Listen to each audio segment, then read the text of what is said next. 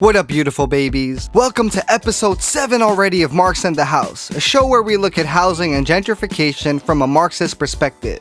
Last week, we looked at how artists helped gentrify the Lower East Side of Manhattan. We also explored how land value is more important than the buildings on the land. Last, we took a look at how land value works as a domino effect.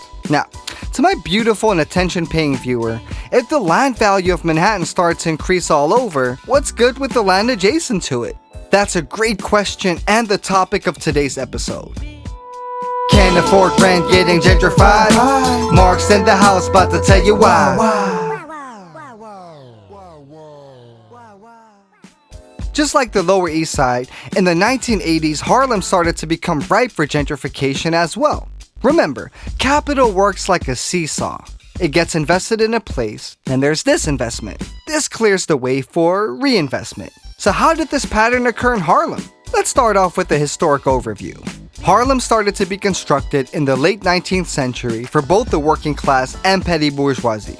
To be precise, it was built right after the capitalist recession between 1873 and 1878. As we'll see, construction and capitalist crises are heavily connected. So Harlem started out as a suburb to the rest of New York, as its economy was growing at the end of the 19th century. This means there was more capital available for production, but also a bigger market to actually consume what was produced. Speculators have the tendency to assume this growth to be never-ending, but it always does. They started to build more and more houses, figuring that people would be able to afford them. But then when a financial crash hit in 1904 to 1905, investors found out nobody had the money to afford all these cribs they'd constructed. Houses all around Harlem became vacant. Financial institutions stopped making out loans, and many foreclosed on original mortgages. Depreciated values spread like a flood. So here we have the start of the pattern. Capital floods into a neighborhood in the form of housing construction. And just like all commodities, houses are built at a profit, so money gets pumped in to make more money. Then, when the financial crisis hit, no repairs were made, and neither were any mortgages or loans handed out in Harlem. So all potential capital and potential avenues for profit went somewhere else. This is known as capital flooding out. Later we'll see how this has an international dimension. Like, why would I invest in a risky area in Harlem if I can take my capital to Indonesia? But white landlords and real estate agents did something else. They crafted a nifty plan to still make a buck out of this shitty situation in Harlem. It was unheard of at this American time. What did they do? They rented out the cribs to black families. Now, for black and brown people, finding decent housing was damn near impossible. So the people who could afford it were more likely to pay higher rents for shittier apartments. And this didn't just mean below average living conditions. Landlords subdivided homes to get more rent, as well as allowing cribs to go to shit so they could collect sweet rent money without having to make any repairs. With less space and more mold, it was the deal of the century.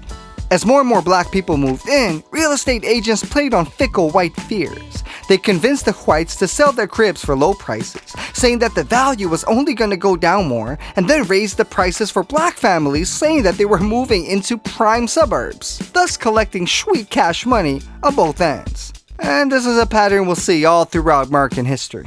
So pretty much from the beginning of the 20th century to the 1980s, there was no reinvestment happening in Harlem.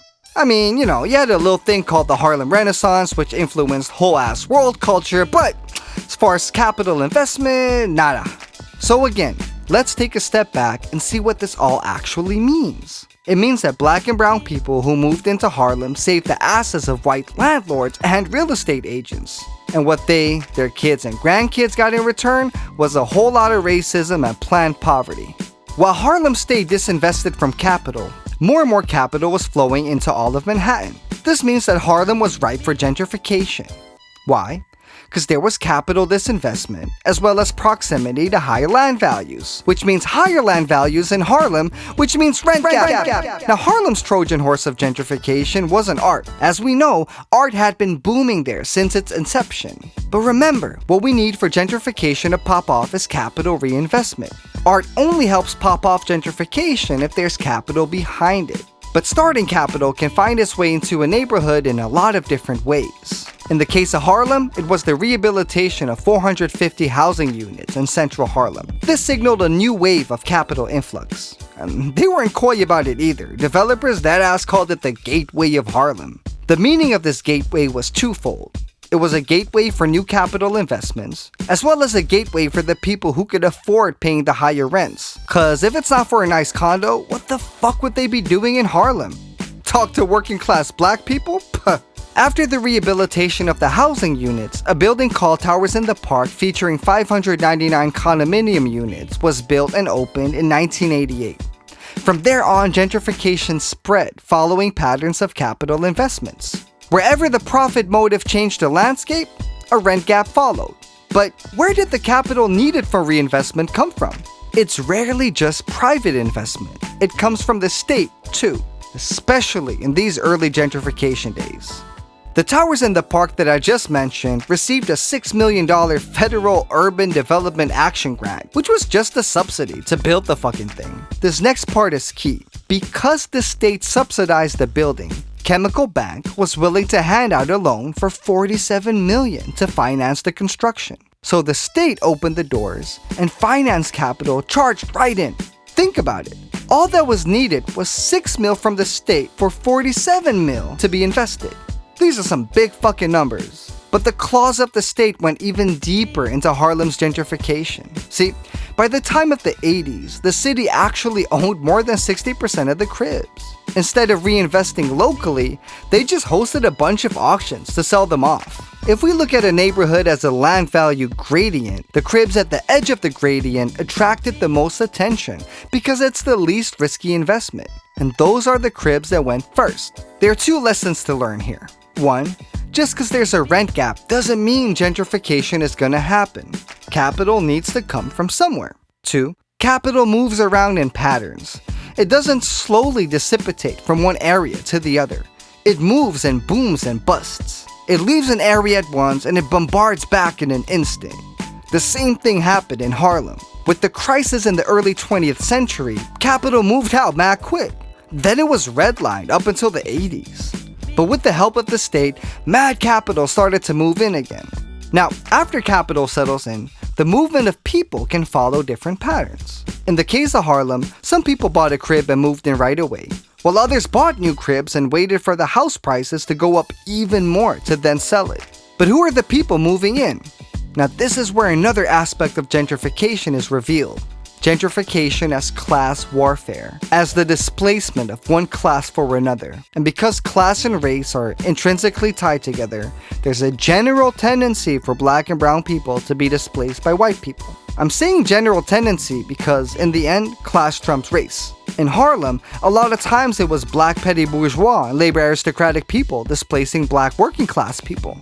In a series of interviews with first-wave gentrifiers in Harlem, people were asked why they chose to move to Harlem. Most people answered that they wanted to get back in touch with their black identity, but often their practice revealed their class interests. A particular labor aristocratic black person discussed how she got involved in the neighborhood right away. This involvement, in her case, amounted to fighting to keep an AIDS hospital from being built across her crib.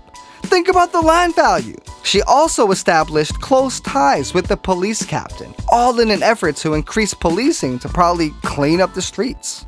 Now, of course, this is a fine line to walk and requires a much deeper investigation that's outside of the scope of this series. We don't want to be class reductionist, but also not downplay class being a primary factor. Again, just keep in mind that we're talking about general tendencies.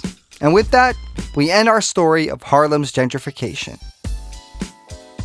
Here on Marx in the House, we mainly talk about gentrification in economic terms, but we shouldn't forget for a moment the class violence that it entails. Under capitalism, capital movement is violence, and that's why we have to understand it.